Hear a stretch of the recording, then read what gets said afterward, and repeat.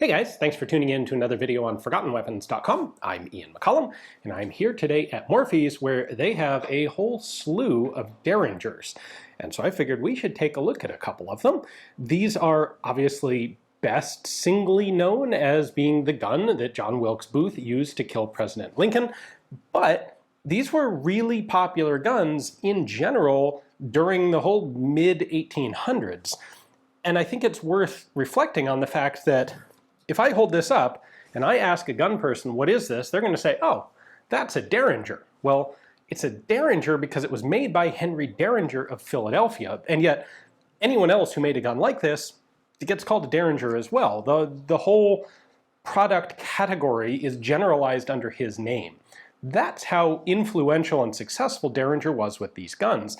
Think about it, not even Sam Colt got that sort of notoriety. You know, I hold up a revolver and people say, oh, that's a revolver. They don't go, ah, that's a Colt. Henry Deringer was born in 1786 in Easton, Pennsylvania, son of a German couple. He was a lifelong gunsmith. So he apprenticed as a young man to a local gunsmith.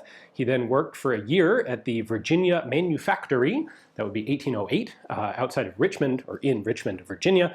And then in 1809, he set up his own shop. It was at 612 North Front Street in Philadelphia, and he remained there until his death in 1868. Like, this guy had a thing, and he did it well, and that's what he did. Now, it wasn't just small percussion pistols. Of course, in 1809, when he started up his shop, the percussion lock wasn't a thing yet. And it wasn't until the mid-1820s that percussion guns started really to become a thing. So, earlier in his career, Deringer made a lot of flintlock muskets.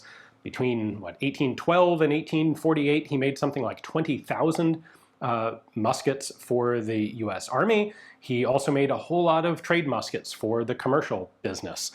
He started getting into percussion pistols right about as soon as the technology was available. In the mid-1820s, he started getting into these, making small civilian pocket pistols, essentially. Now, his first actual Marshall pistol order of percussion guns was an order of 200 model 1842 box locks for the U.S. Navy. But the Marshall pistols were really never his thing. It was the civilian pistols like this that were a big deal for Deringer. And this is a style of gun that just isn't really possible with a flintlock because you can't really stick a flintlock action in a pocket. You could make a flintlock this small for sure, but it's not really convenient to carry. You have a pan cover and potentially loose gunpowder in it, and you're going to get the flint covered in lint and stuff, and it's going to get caught, maybe tear the inside of your pockets. Once we have the actual percussion cap system, a little tiny single-shot pocket pistol like this becomes very feasible, and it became a very popular defensive weapon. This actually, if anything, replaced essentially the short sword as a civilian defensive carry weapon. So they start to become very popular with Deringer. He basically was never able to keep up with demand. His name was known, he had a good brand, and what he ended up doing was hiring out sales agents around the country so that he could stay in Philadelphia and crank these things out as many of them as he could, never enough to actually meet demand, but then he would send them out to various sales agents where they could be sold to the public. And he did this specifically, including markings on the gun. So it would have his name, Deringer, Philadelphia, and then made for, and whoever his sales agent was. So let me actually show you that. So there's a nice selection for you. Mechanically, this is a very simple pistol. It's a single shot, rifled, muzzle loading percussion gun. So you would pour a charge of powder down the barrel. You would then use a ramrod, not attached to the gun, except in the case of the longer examples. You would use that to ram a ball down there. You would then bring this back, put on a percussion cap, and then carry it probably at half cock like that. That would be the safest way to carry this. And then when it's needed, you pull it out, cock it, and fire. These are typically 41 caliber. That was, a standard normal caliber at the time. However, Deringer, as you can see here, offered a lot of individual option in the guns. So calibers ranged from like 31 up to 50, with 41 being the most common. Similarly, barrel lengths were really kind of up to you, everything from barely over an inch long up to 4 inch long, or even longer examples if people wanted bigger pistols. These were often sold in pairs, matched pairs, but not always, and today a lot of them survive as individual examples. If we take a look a little bit closer, there's actually quite a lot of embellishment on Deringer's guns. These were nice guns. They were fancy. They were reliable and well made. You can see the side plate back here is marked Deringer, Philadelphia. And he has also marked the top of the barrel, Deringer, Philadelphia. There are sights on them, and honestly, the sights are, I think, a lot better than people would expect. There are full-on percussion revolvers that have sights that aren't this usable. Now, here are a few examples of guns made specifically for sales agents. So here's one from New Orleans. Here's a nice legible one. So manufactured for J.B. Gilmore, Shreveport, Louisiana. And then the Deringer mark back there. Here's another one, A.J. Taylor of San Francisco. And here's a nice sort of cursive one made for A.J. Plate of San Francisco. That's our little tiny baby Deringer. For what it's worth, the Deringer that John Wilkes Booth had was about like this one, just slightly shorter. This is about a 2.5-inch barrel. Booth's was a 2 1/16 inch barrel. Ballistics on these are a little difficult to nail down because they really can vary wildly depending on things like barrel length and caliber and powder charge, which there may be Deringer can recommend whatever he wants, but ultimately his customers are going to load whatever they feel like. And I've seen recommendations everywhere from 10 grains of black powder up to 25 grains of black powder. We're looking at, in .40 caliber, a round lead ball would be about 130 to 135 grains in weight.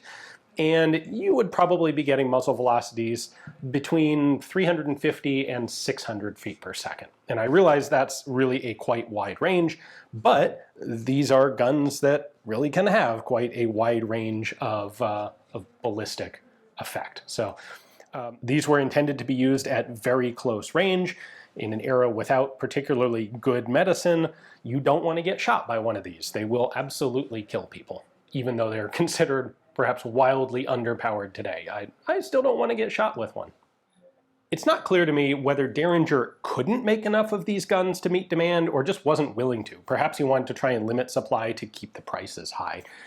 Either way, it would cause him some problems. So one of his sales agents in San Francisco, A.J. Platt, we actually saw one of Platt's guns here, decided to take matters into his own hands. He got together with 2 ex-Deringer employees by the name of Charles and Frederick Schlotterbeck, and they set up a manufacturing concern of their own, making Deringers. There was nothing patented on these. There were no patents. The technology, especially by the 1850s, 1860s, is plenty old that even if there had originally been patents, they would have all expired. So they could freely make a mechanical copy of Deringer's little pocket pistol, but they went maybe a step too far when they also put Deringer's name on it. So their copies, made in California, were marked Deringer, Philadelphia.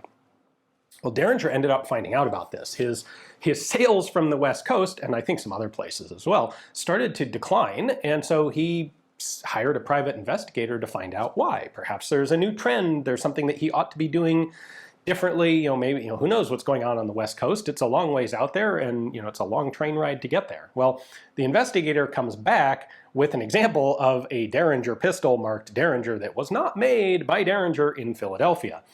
This obviously made him quite upset, and he filed a lawsuit for trademark infringement, not patent infringement. Again, there are no patents involved here, but for trademark infringement for using his name on these counterfeit guns. And he sues Platt for $15,000, which is a tremendous amount of money in, I think this was 1861, just early 1860s.